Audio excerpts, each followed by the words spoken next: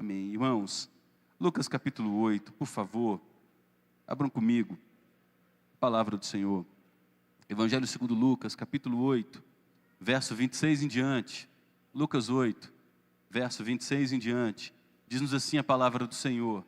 Então, Jesus e seus discípulos rumaram para a terra dos Gerazenos, que fica de frente para Galiléia.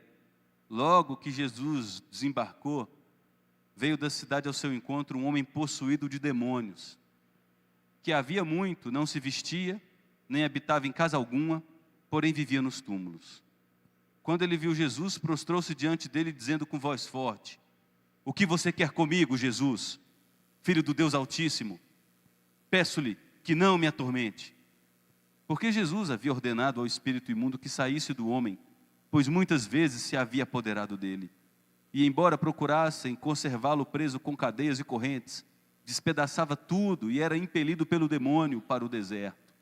Jesus perguntou a ele: Qual é o seu nome? Ele respondeu: Legião. Isto porque muitos demônios tinham entrado nele. Estes pediram a Jesus que não os mandasse para o abismo.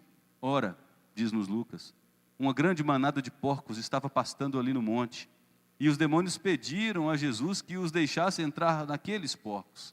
E Jesus o permitiu. Tendo os demônios saído do homem, entraram nos porcos, e a manada precipitou-se despenhadeiro abaixo, para dentro do lago, e se afogou. Vendo o que tinha acontecido, os que tratavam dos porcos fugiram e foram anunciá-lo na cidade e pelos campos. Então o povo saiu para ver o que tinha acontecido. Aproximando-se de Jesus, encontraram um homem de quem tinham saído os demônios, agora vestido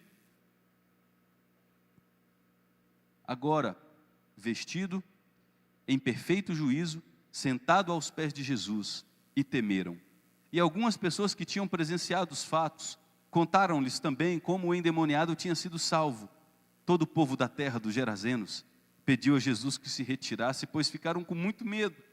E Jesus, entrando de novo no barco, voltou. O homem de quem tinham saído os demônios lhe pediu que o deixasse estar com ele. Jesus, porém, o despediu, dizendo: Volte para sua casa e conte tudo o que Deus fez por você. Então ele foi, proclamando por toda a cidade o que Jesus tinha feito. Irmãos, nós estamos aos domingos pela manhã, pela graça de Deus, estudando o Evangelho segundo Marcos, que nos mostra esse Jesus que é o Rei Todo-Poderoso, que também é o servo sofredor que por nós se entregou. À noite estamos refletindo no Evangelho segundo Lucas. Já estamos caminhando para mais da metade do Evangelho segundo Lucas, chegando precisamente na metade, mais da metade do capítulo 8. E esse texto de Jesus expulsando os demônios daquele homem que morava na cidade de Gadara ou Gerasa, vem depois de um texto muito importante que estudamos no domingo passado. O texto que está em Lucas, capítulo 8, versos 22 até o verso 25.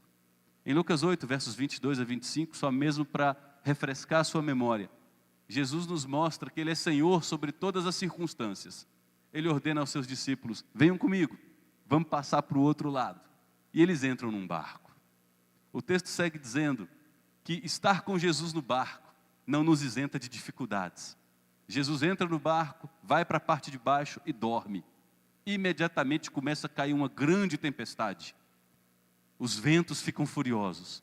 E os discípulos, ao menos 4 deles, que cresceram naquele lago de Genezaré, profissionais da pesca, começaram a achar que iam morrer, em virtude de ondas tão altas e ventos tão furiosos.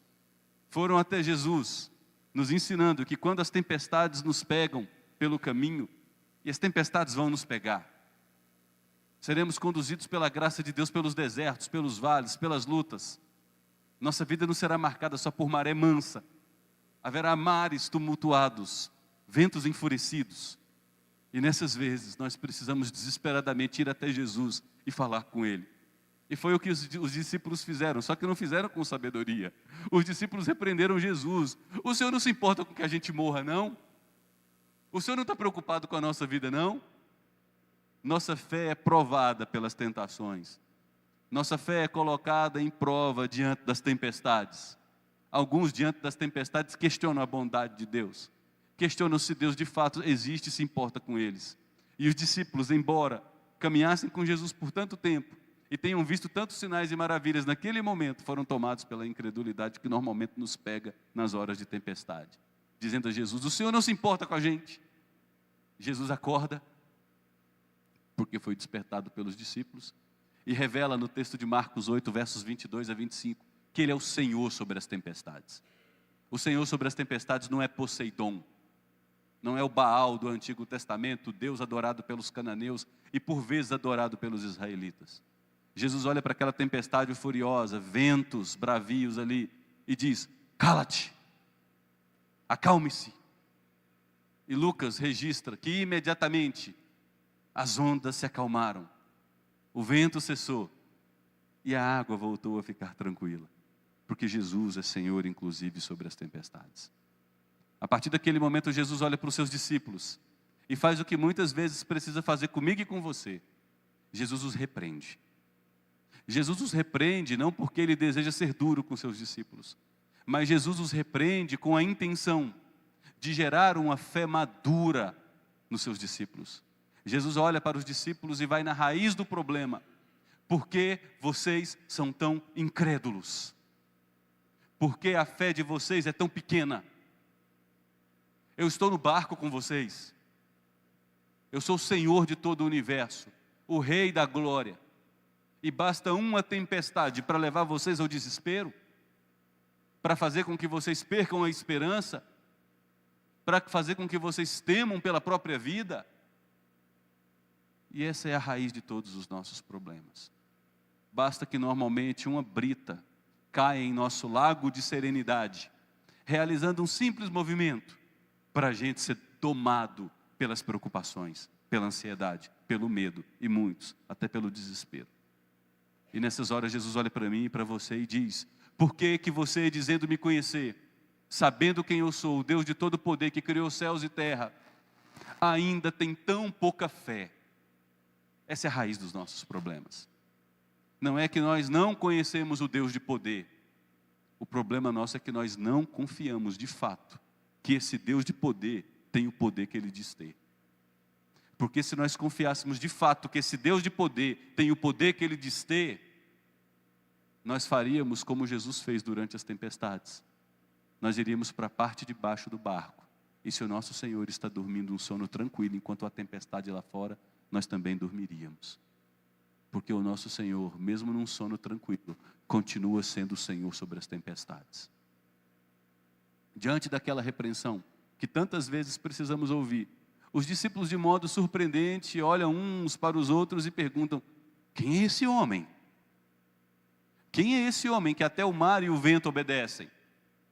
Quem é esse homem que dá ordem às tempestades? Quem é esse homem que detém o controle sobre os elementos da natureza?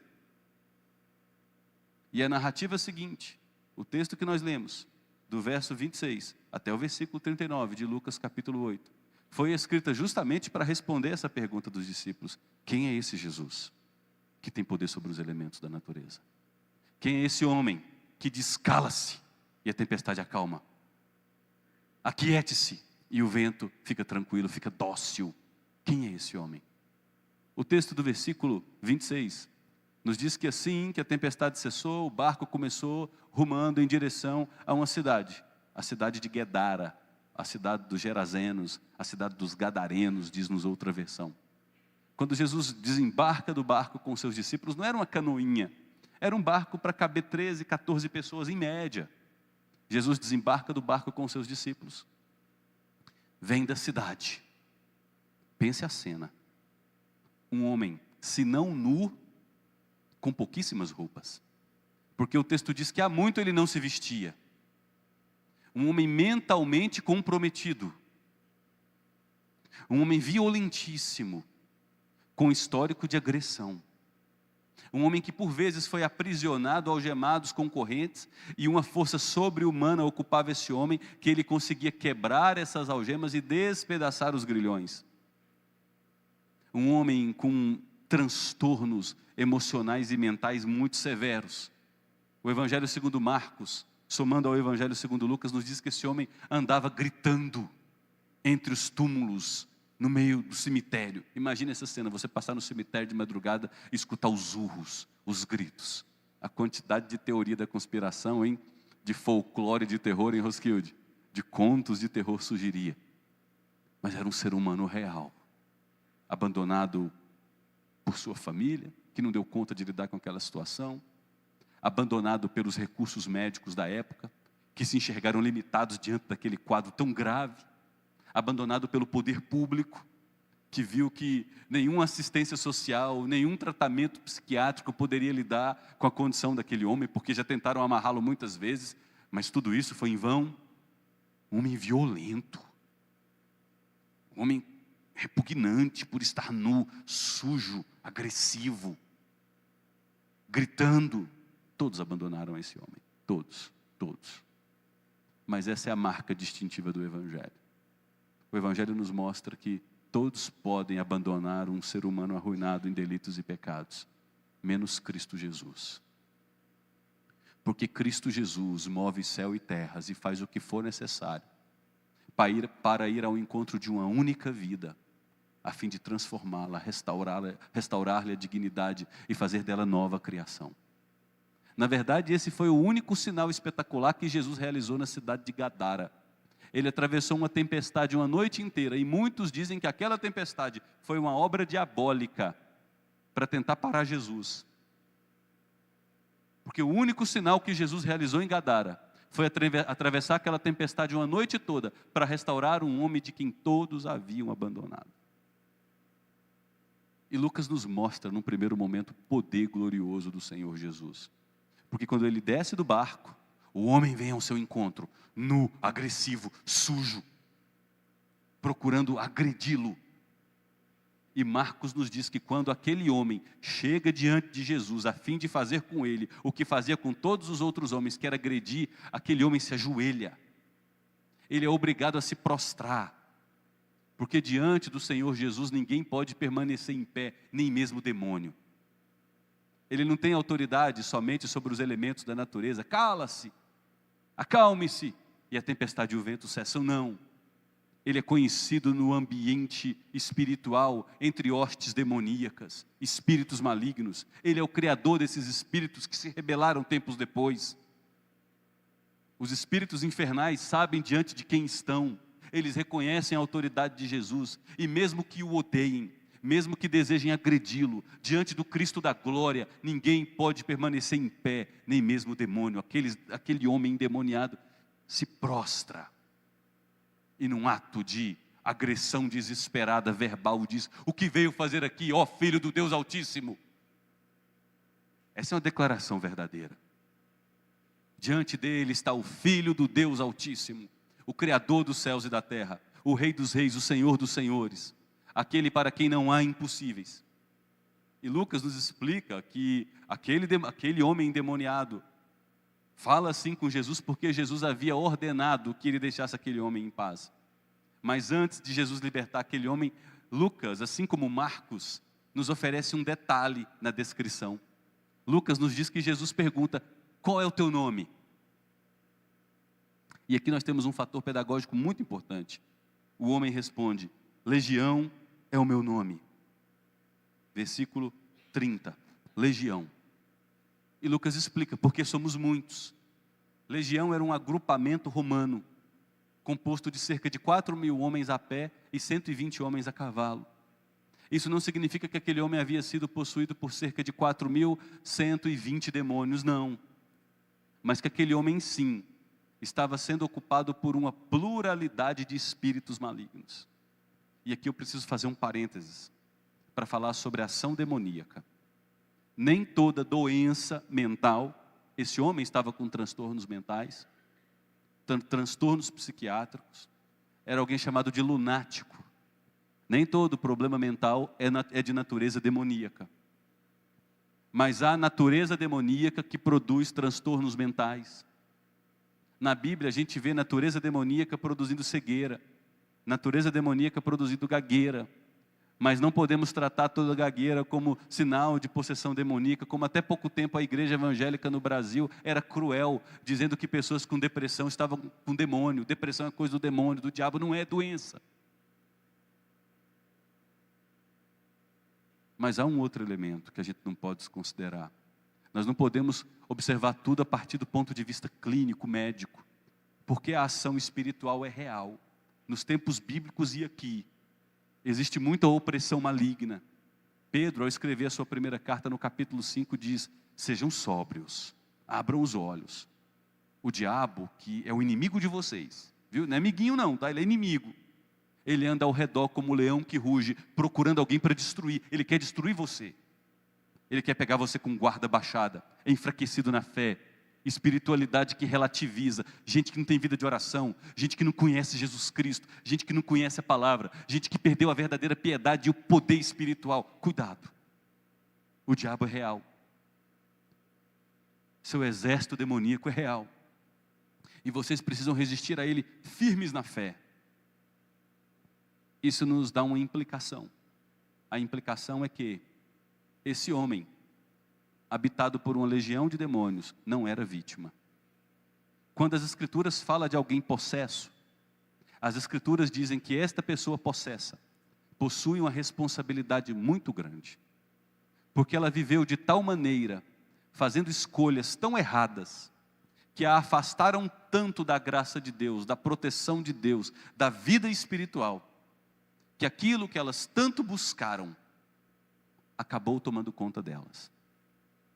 Então, tomemos muito cuidado com determinadas escolhas, com influências, com guarda baixada, com falta de vigilância espiritual. E lamentavelmente hoje nós vivemos uma geração de uma multidão de pessoas que se dizem crentes, que vivem um sono espiritual vergonhoso. Crentes que não valorizam a oração, porque afinal de contas tem que trabalhar dia e noite, né? Porque o que importa é ganhar dinheiro. O que importa é vestir bem, o que importa é andar bem, o que importa é comer bem, o que importa é viajar bem. O que importa é esta vida, não importa o custo. O que importa é eu ter prazer, o que importa é eu ser feliz. Não importa minha vida com Deus, não importa se o que a Bíblia diz é real ou não. Cuidado, esse homem não era vítima. Esse homem viveu de tal modo que ele acabou sendo seduzido, consumido por aquilo que ele sempre buscou em sua vida. E Jesus é todo poderoso. Ele diz àquele homem: saia. Ele diz aos demônios: saiam. E os demônios suplicam a Cristo para poderem entrar numa manada de porcos que pastavam ali com os seus porqueiros. E Jesus permite. Pode ir para os porcos. E isso nos revela um outro elemento desse texto. Cristo é soberano sobre os elementos da natureza, tempestade, ventos e tudo mais. E Ele é Senhor, inclusive, dos demônios. Os demônios não podem ir onde Deus não deixa ir. Eu vou dizer algo que pode assustar alguns que talvez nos visitam nessa noite. Deus é Deus, inclusive, sobre os demônios. Os demônios não têm vida própria. Os demônios não têm autonomia. Os demônios, por vezes, cumprem propósitos misteriosos e maravilhosos de Deus. Os demônios só puderam atacar a vida de Jó naquilo que Deus permitiu que ele fosse. Martinho Lutero, o reformador do século XVI, dizia que o demônio parece um cachorro preso na coleira de Deus, que só tem liberdade para ir até aonde Deus solta essa coleira. O diabo é o diabo de Deus. O diabo não tem autonomia para fazer o que quiser. Jesus diz: você vai para aqueles porcos. E os demônios são obrigados a se submeterem à autoridade do Cristo da glória. Os demônios entram nos porcos. Os porcos, por sua vez, caem no precipício. E ali eles morrem afogados naquele grande lago chamado de Lago de Genezaré, que também é chamado de Mar da Galileia na cultura bíblica, por sua extensão ser grande, mas é um lago, é água doce, não é água salgada. Se você lerá Mar da Galileia, mas é um lago, o Lago de Genezaré. O texto diz que os donos dos porcos, assustados, correm até a cidade e contam o que aconteceu. Marcos diz que eram cerca de 2.000 porcos. A cidade corre para ver aquele movimento, né? Esses dias sábado passado eu estava vindo para a igreja, ontem anterior, para a Júlia fazer aula de violão com o Vitor, tinha acontecido uma cena inusitada em Anápolis.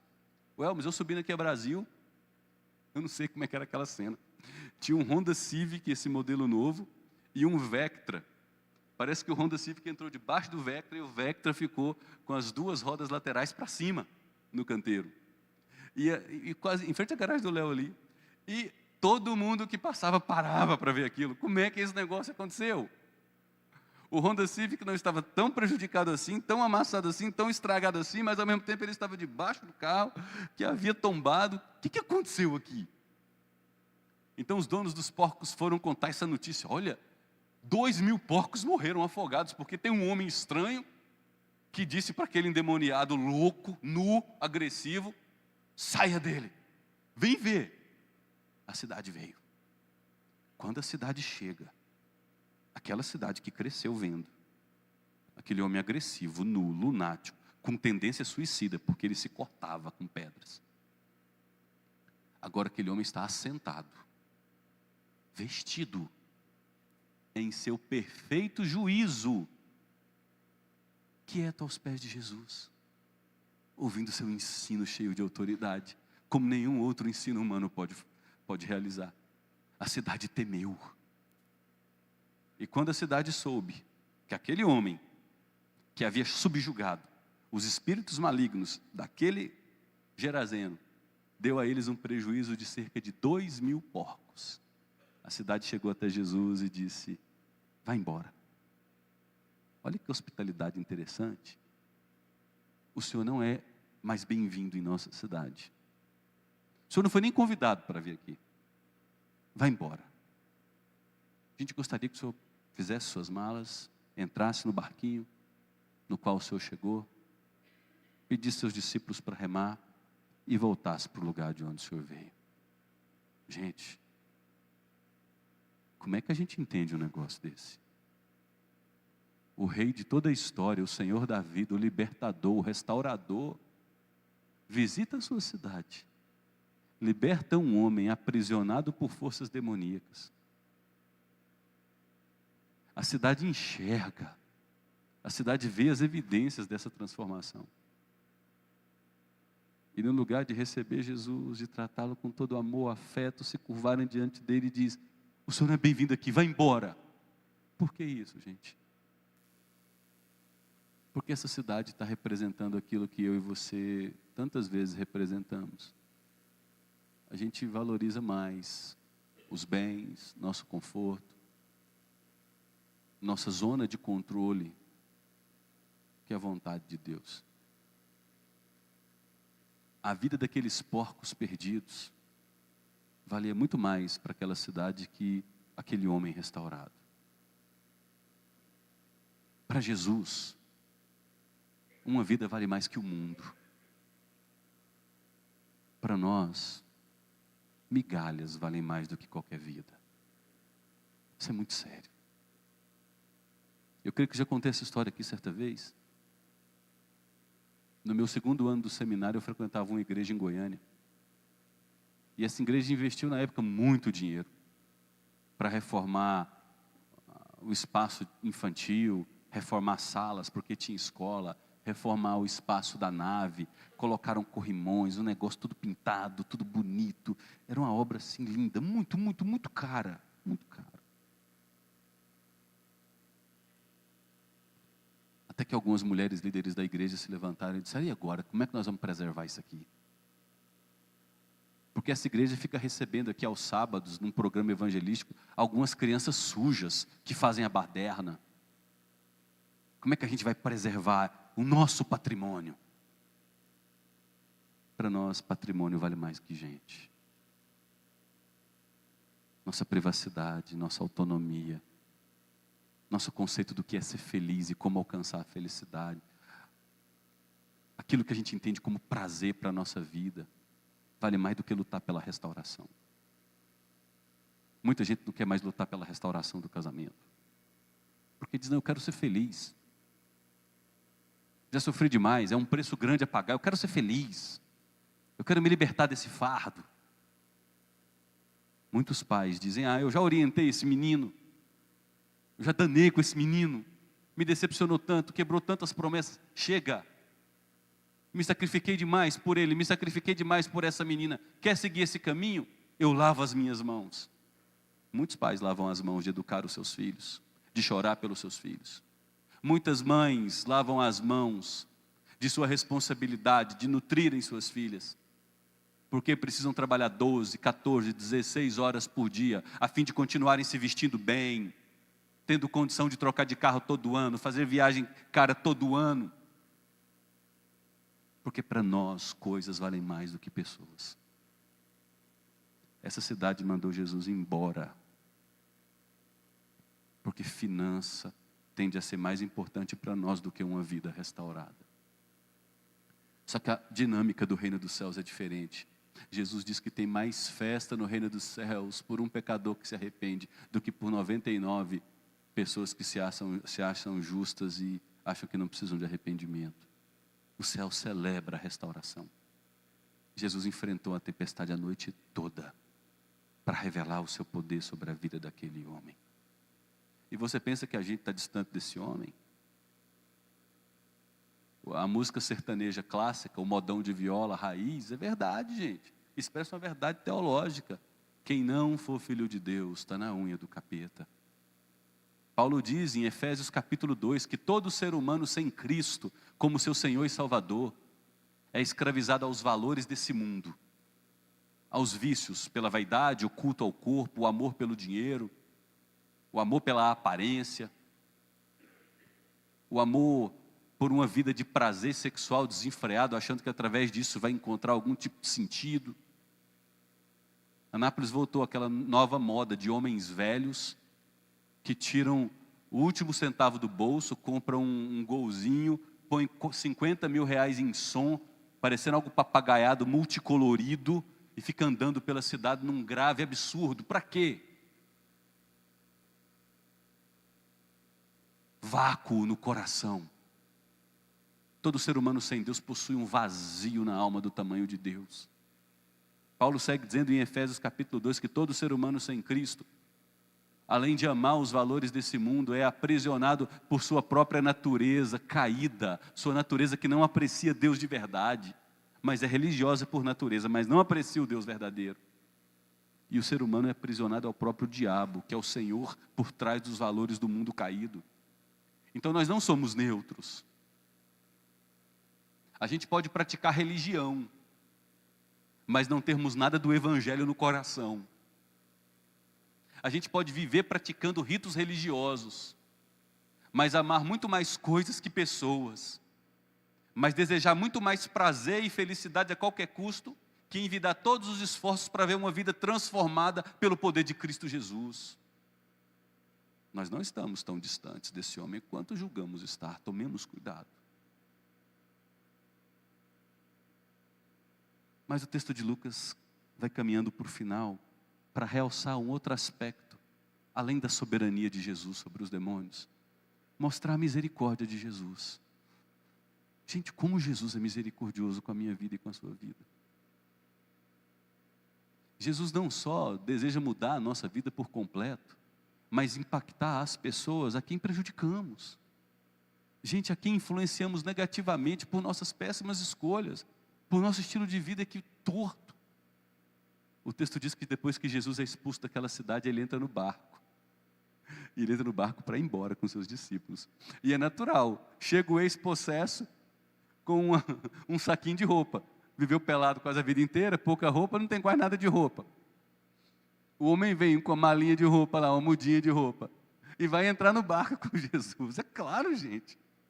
Jesus é o Senhor da vida dele. Jesus fez por ele o que medicina não pôde fazer, poder público não pôde fazer, a família não pôde fazer, que ninguém mais pôde fazer. Jesus é tudo para aquele homem. E é por isso que não são todas as pessoas que compreendem você, quando Cristo se torna o seu tudo. Tem gente que vai dizer, para com isso, larga de ser fanático. Ah, você virou crente agora. Ah, você vai ficar dando dízimo para pastor. Ah, você agora virou um lunático, um tolo, esses crentes cegos, ignorantes. Você agora é fascista, porque crente também agora é fascista, né? Os rótulos gerais. As pessoas não entendem, porque quando Cristo faz por nós aquilo que só Ele pode fazer, que é nos salvar de nós mesmos, nos salvar do poder do diabo, nos resgatar do inferno e nos trazer para o reino de luz, de glória, de salvação, Ele se torna tudo para nós.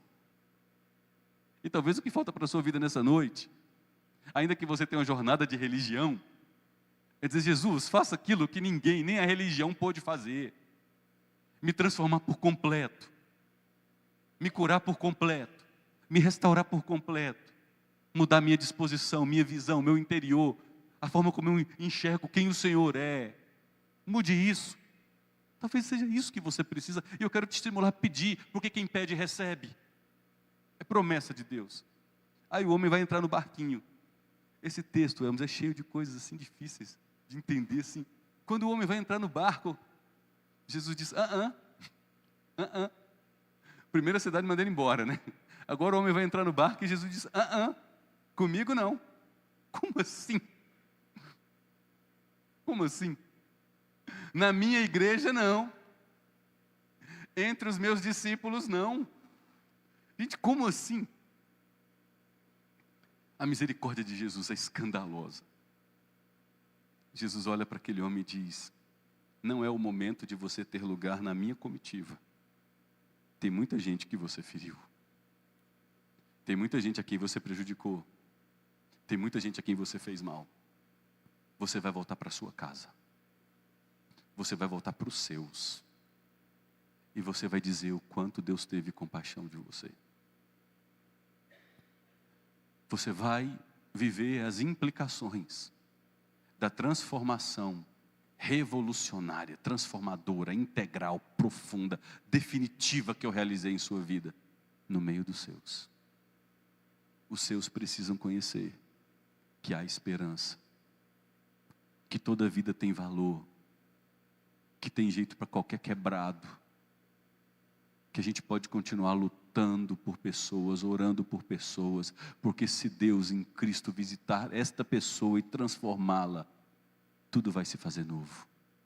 Ela vai ser restaurada, vai ser curada, vai ser liberta, vai ser vivificada.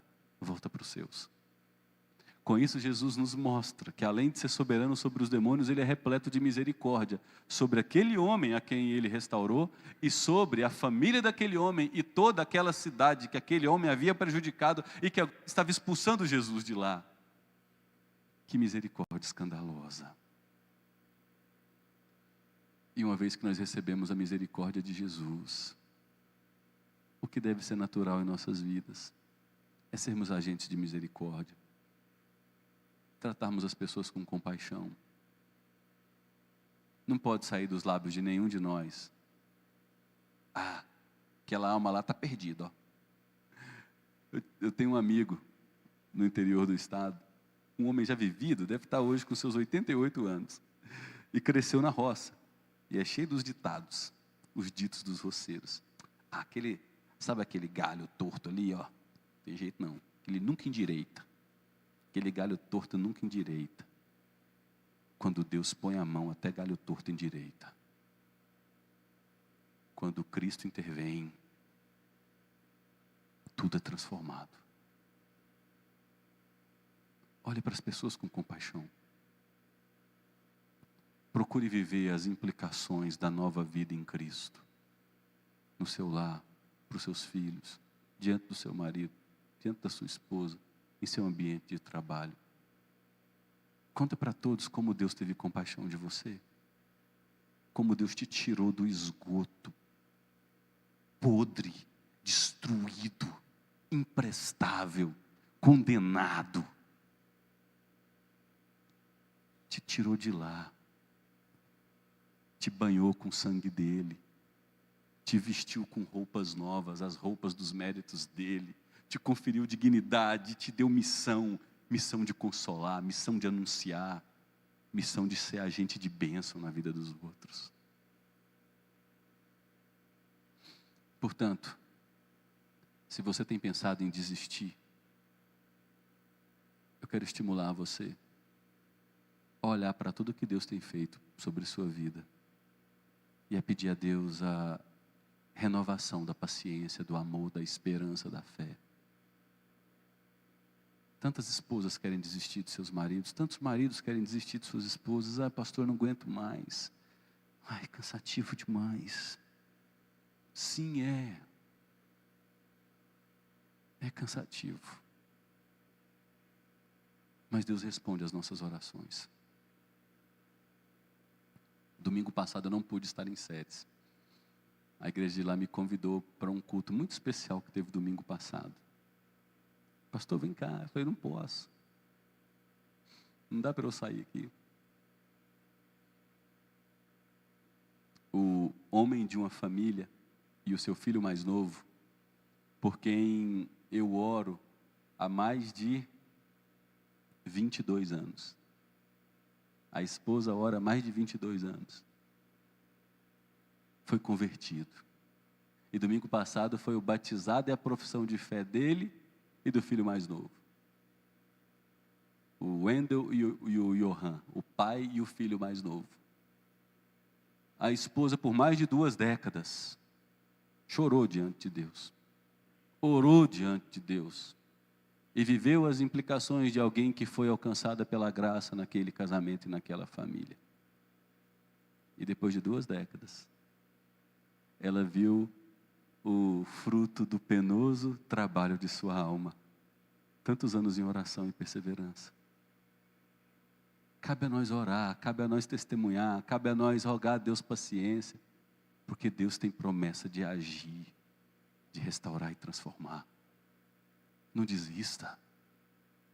Volta para casa e conte como Deus tem tido compaixão da sua vida. Tem pais que querem desistir dos seus filhos, né? Não aguento mais aquele menino. Adolescente difícil. Chega, lava as mãos. Não. Ele precisa que você conte a ele todos os dias como Deus teve e tem compaixão diariamente da sua vida. Talvez você esteja pensando em desistir de si mesmo. Isso tem sido cada vez mais comum. Tem uma cidade do interior de Goiás, que é conhecida como a capital do suicídio, capital brasileira do suicídio. Sabia disso? Interior de Goiás. Mineiros. Uma cidade de renda per capita absurda, de pessoas riquíssimas. A agropecuária. Tem uma ponte lá que é a ponte dos enforcadores. Tanta gente tem pensado em atentar contra a própria integridade. Há esperança no Salvador.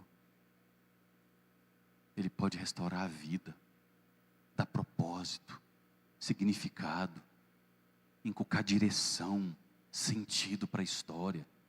Ele é o restaurador de todas as coisas. Depois desse texto, Jesus está indo até a casa de Jairo, porque a sua filha estava doente. E uma mulher 12 anos doente só toca nele, só toca na roupa. E é imediatamente curada. Depois que Jesus cura aquela mulher, vem a notícia da casa de Jairo. A menina morreu. E Jesus entra na casa de Jairo e dá uma ordem. Menina, eu te mando, levanta. E a menina que estava morta acorda e é restituída aos pais. O que Marcos está fazendo, gente? Respondendo a pergunta: quem é esse homem? Que diz, cala-se, cale-se, e os ventos calam. Acalme, e o mar acalma. Esse é o Senhor da glória, o Deus Todo-Poderoso, que tem poder sobre os elementos da natureza, diante de quem os demônios são obrigados a se dobrarem. Esse é Senhor que tem poder sobre a vida, sobre todas as áreas e detalhes da vida.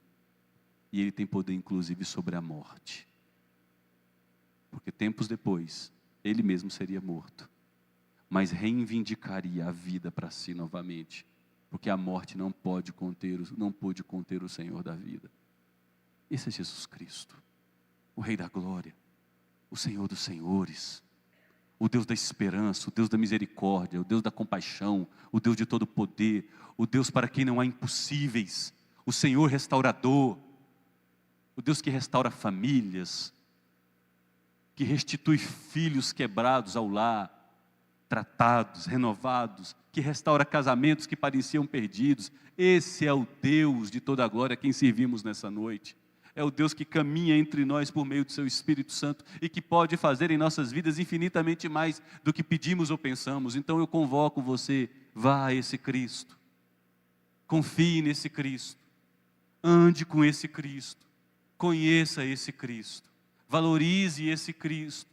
Tenha esse Cristo como tesouro da sua vida, a estrela da manhã, a luz que radiou sobre as suas trevas e pode te conduzir com vida, propósito, sentido, vida de verdade. Esse é o Rei da Glória, o nosso Senhor Jesus Cristo. Vá até Ele, porque Ele tem compaixão de você. Amém.